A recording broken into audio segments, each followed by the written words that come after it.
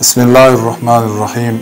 Bugün özlerinizben keremetli basına bak kongan sahabanın ömür bayanını bölüsküm gelip жатыр.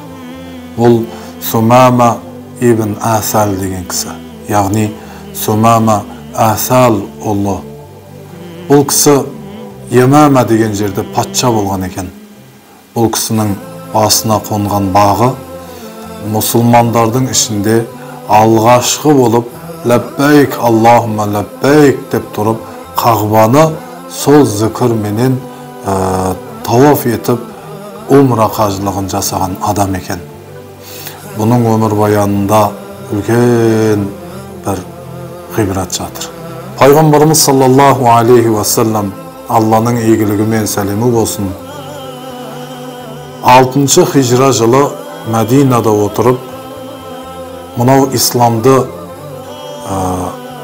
өзге де мемлекеттерге, исламның территориясын кеңейту мақсатында, жеткізу мақсатында 8 патшаға хат жазған болатын. Исламға шақырып, келіңдер, исламға кіріңдер, мұсылман болыңдар, аман боласыздар деген хат мазмұнында, сондай мазмұнда хат жолдаған болатын. Сол патшалардың бірі осы Sumama ibn Asal деген кісі. Бұл кісі хатты алған кезде дандайсып, такаппарланып, кім болыпты ол маған хат жазып бұйрық беретіндей. Қайда көрсеңдер, өзінде оның жанындағы жүрген достарын да қамаңдар, өлтіріңдер деп бұйрық берген екен. Алланың қалауымен бұл Sumama сондай бұйрықты бергеннен кейін сол сүйікті пайғамбарымыздың жанындағы достары болған сахабаларын қай жерде болмасын ұстасаңдар өлтіріңдер деп бұйрық бергеннен кейін өзі де соған амал жасамақ болып бірнеше сахабаның жанын алған екен. Осылайша күндер өтеді, айлар өтеді. Шайтан үстіне мініп алған, осы Алланың берген нығметіне алданып қалған, дандайсыған күйде қарсылық танытуда өмір өтеді. Сөйтіп, бір күндері Sumama мен бір умраға барайыншы деп ниеттеніп шығады. Бұны білейік, умра немесе үлкен қажылық деген тақырыптар пайғамбарымыздан алдын жалғасып тұрған тақырыптар еді, мүшриктердің уақытында да. Себебі бұл амалдар, қажылық деген амал тонау Ибрахим пайғамбарымыздан бері жалғасуда. Ибрахим алейхиссаламға көрсетілгендей, оның ұлдарына көрсетілгендей манасик деп айтылады. Сол қажылықтың рәсімдерін Аллах Тағала көрсетіп орындаған болатын. Сол рәсімдер жалғасын тауып келіп пайғамбарымыздың дәуіріндегі мүшриктерге дейін жалғасқан. Алайда оларда жасап жатқанда айырмашылығы не? Ибрахим алейхиссалам және ұлдары, ұрпақтары, иман келтірген адамдар Аллах Тағалаға тауаф етіп, құлшылық жасап, қажылықпен умрасын орындайтын болса, бұл мүшриктер не істеген болатын? Пұттарды қағбаға толтырып, қағбаның ішіндегі және сыртындағы пұттарға тауаф ететін, соларға құрбандық шалатын. Осылайша ниетін жүзеге асырамын деп Yemama деген жерден жанына бір-екі жол білетін достарын алып, Мәдинаның үстімен, Мәдина қаласының үстімен Меккеге қарай жол тартады. Мәдинаның айналасында сүйікті пайғамбарымыздың жан-жақтан жау шаппасын деген мақсатта қойған күзетшілері болатын. Сол күзетшілерінің бірі не істейді? Жанындағы достарымен бұл кісілерді жолшыбай көріп қалып, бұларды тұтқындайды. Бірақ білмейді, кімді тұтқындағанын білмейді. Алып келіп мешітке байлап қояды. Мешіттегі ағаштардың біріне байлап қояды. Сүйікті пайғамбарымыз саллаллаху алейхи вассалам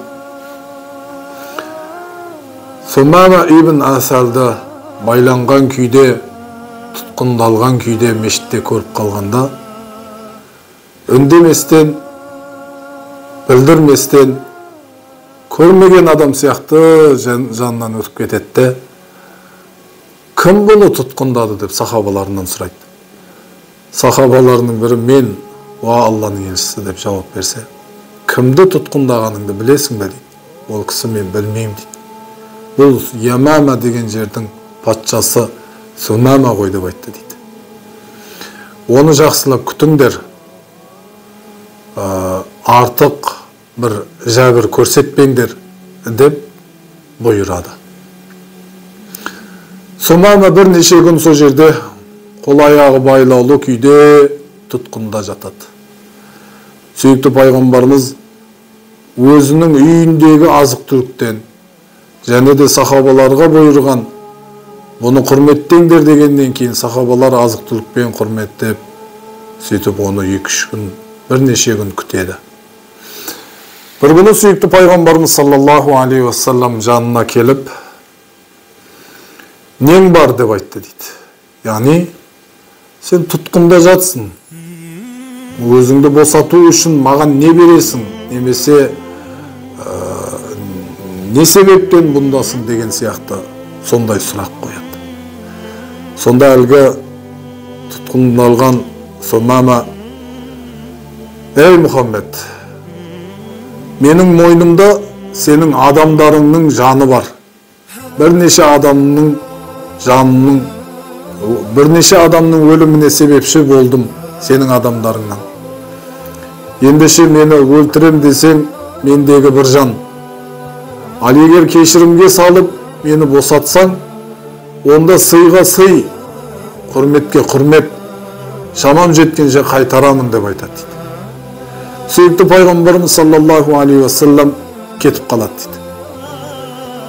Тағы ертесінде қайтып келіп, не бар, кәне, деп сұрайды дейді.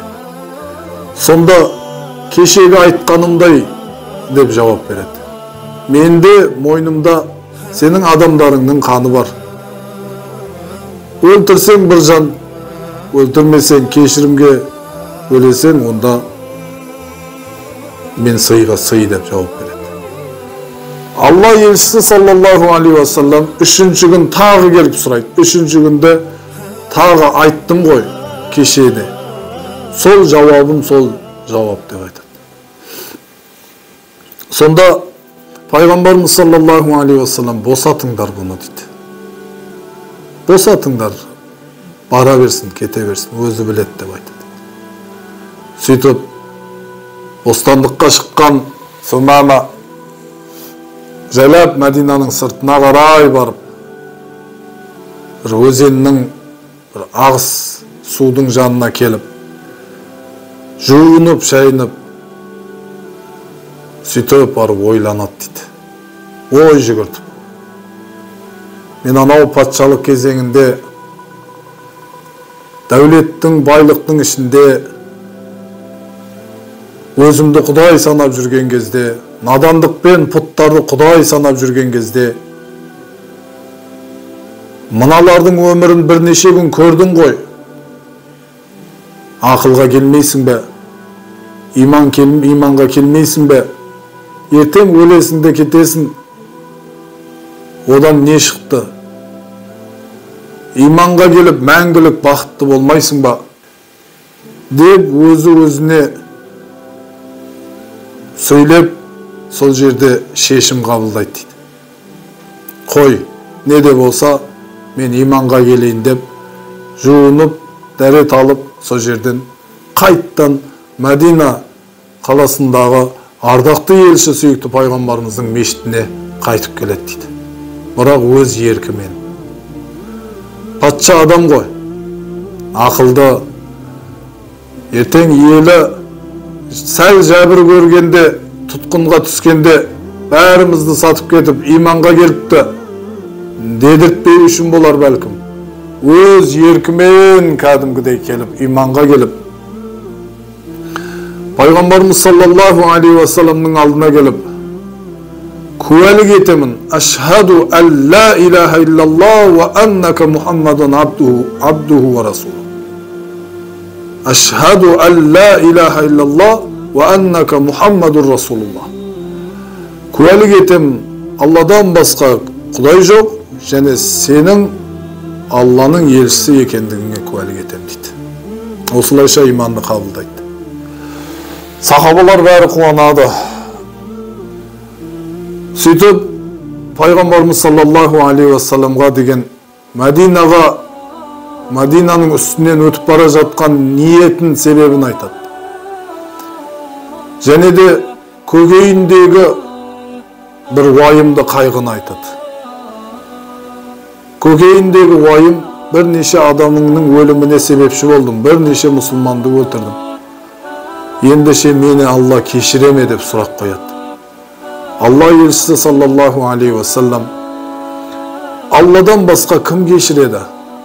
İslamga keluğun, imanga keluğun, burungu jahildik, nadandık kezindeki жасаған күнәләрінің бәрін кешіреді деп жауап береді. Қуанып кетеді. О Алланың елшісі, мен негізі умра қажылығын ниеттеп шыққан болатынмын. Сол умра қажылығына ниеттен шықтым ғой енді. Бара берейін бе деп сұрақ қояды. Сонда Алла елшісі саллаллаху алейхи ва саллам сол жерде умра қажылығында қандай рәсімдер бар екенін бәрін Алла үшін жасау керектігін бәрін үйретеді. Ләббәйк Аллахумма ләббәйк деген зікірді алғаш сол сахабаға үйретіп қажылыққа жолдайды. Умра қажылығын орындау үшін Қағбаның айналасына келіп ләббәйк Аллахумма ләббәйк деп атса, Қорайштықтар, сол жердегі меккеліктер, жастар жағы бәрі атылып, біреу тіпті садақпен ата жазлаған кезде үлкендер тоқтатып, бірінші көрейік бұл кісі кім екен деп сөйтіп барып аты жөнін сұрастырса, ол кісі Ямама деген жердің патшасы Сумама. Бұны өлтіруге болмайды. Неге? Себебі Мекке халқына бидай ұн жіберіп тұрған, экономикасын көтеріп тұрған бір елдің патшасы еді. Дереу үлкен кісілер келіп ескертіп, не болды? Сіз ақылды кісі едіңіз ғой. Сіз ақылыңыздан адасып кеткен жоқсыз ба? Неге бұндай сөздерді айтып жатсыз? Біздің мына жерде құдайларымызға ұят қой деп жаңағы. Сондай қылып тыйып қайтарып атса, әлгі кісі, жоқ, мен ақылымнан айырылған жоқпын. Мен есуас емеспін. Мен балалыққа салып жатқан жоқпын. Мен ақиқатты шындықты айтып жатырмын. Осы міне Алла жалғыз, Алладан басқа құдай жоқ. Сендер де иманға келіңдер деп шақырады. Алайда о жерде мүшриктер бәрі бас тартады иманға келуден. Ендеше егер иманға келмейтін болсаңыздар, онда маған рұқсат етіңдер, мен Қағбаны тауаф етіп, умра қажылығымды жасайын, сағиымды жасайын, шығып кетейін дейді. Сонда мүшриктер рұқсат еткен екен. Бір өзі Қағбаны айналып, ләббәйк айтып, сағи жасап, шашын алдырып, сөйтіп, умра қажылығын бітіріп, ауылына барады дейді. Ямама деген жерге барғанда, бидайды ұнды тоқтатыңдар енді Мекке қаласына бермеңдер деп шешім шығарады. Сәл тарықсын иманға келер деген үмітпен. Алайда Мекке халқы қиналған кезде өздері жау көріп тұрған, елінен жерінен қуған пайғамбарымызға саллаллаху алейхи ва салламға хат жолдап, «Ва Мұхаммед, сен ағайындық туысты қарым-қатынасқа бұйырушы едің. Мына жерде ағайындарың аш қалып жатқаны сенің адамыңның себебі менен. Ендеше сен сондай бір мейірімді жансың. Олай қылмағын. Мынау ағайындарыңды ая, өтініш, анау адамыңа айт, біздерге бидайды ұнды есігін ашсын деп хат жазып өтініш білдіреді. Сонда Расулулла саллаллаху алейхи ва саллам Ямама патшасына хат жазып Неменеге олай істедің дегенде, олар бәрі иманға келсін деп қаладым дейді. Сонда Алла елшісі саллаллаху алейхи вассалам, жоқ, олай қылмағын. Сен жібер бұрынғы бидайларыңды, оның бәрін жібере бер, есігін аш деп, сөйтіп хат жоллаған екен. Себебі адамды қиналтып иманға келтіре алмайды ешкім. Ол иман болмайды. Иман махаббатпен. Алла елшісін және сахабаларды сол жерде тұтқындалған кезде мешіттің ішінде бірнеше уақыт көз жүгіртіп, қарап отырып, бір-бірлерінің амалдарын қарап отырып, жанымен, тәнімен рахаттанған бұл Ямама патшасы Сумама шын жүректен иманды қабылдағандай, басқа да адамдар көз жеткізсін. Иман деген нәрсе шын жүректен қаланатын нәрсе, шын жүректен махаббат қойылатын нәрсе. Ол зорлықпен, зомбылықпен болмайтын нәрсе екенін түсіндіреді. Міне ағайындар, осындай басына бақ қонған, патша кезінде дандайсып, иманға келмей, шақырыққа жауап бермей, адамын өлтірсе де пайғамбарымыздың дегенмен басына бақ қонып, иманға келіп, сонымен қатар ең алғаш рет ләббәйкті айтып сахабалардың ішінде сондай дәрежеге жеткен екен. Демек, құрметті ағайындар, осы оқиғадан ғибрат алатынымыз өте көп ғибраттар бар. Соның бірі тәубе есігі, иманға келу есігі ешқашан жабылмайды. Күнәда белшеңнен батып атсаң да, келетін болсаң, Аллах Тағала кешіреді екен. Және де Алла дәреже береді екен. Бұрынғы патшалық дәрежесінің үстіне қосып, сахабалық дәрежесін беріп, алғаш адам болып ләббәйкті айтқызып Алла Тағала сондай дәрежелерге бөлеген. Дәл сол сияқты, құрметті ағайындар, сіз бен біздің арамызда да небір жағдайларда жүрген адамдар бар. Алла нәсіп етсе, міне имандылыққа келетін болсақ, Алла бәлкім бізді бір жағынан озат қылып шығаратын шығар. Алла береке берсін. Ассаламу алейкум ва рахматуллахи ва баракату.